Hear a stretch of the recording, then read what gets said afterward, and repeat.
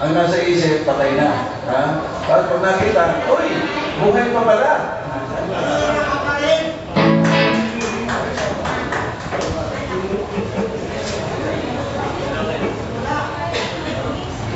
Siya nga pala,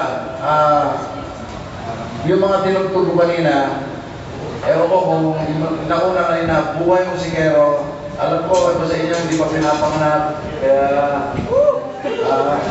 ngayon na lang natin siguro. Ito susunod namin, balong malalim.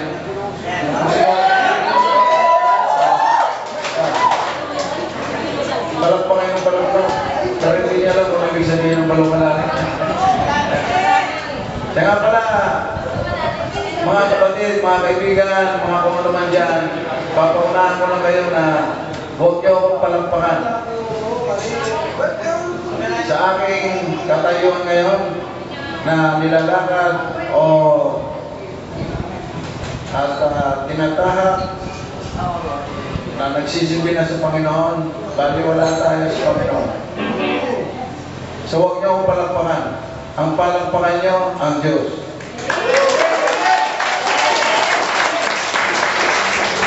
Kung talong natin, isinulat ko ito, 1974. Hindi pa kayo pinapanganak. Hindi ko alam kung ano yung sabihin, kung sinulat ko, na-discover ko, kaya kamakailan lang, nasa Biblia pala siya. John 3:19. The light has come into the world, but the people love darkness. Gusto niyang mag-swimming sa balong malalim, hindi naman po pwede sapagkat madilim. Ngunit kung may ilaw, nakala mo'y lang. Mga kapatid, huwag kayong mag-alala. Dapat i-prepare dyan.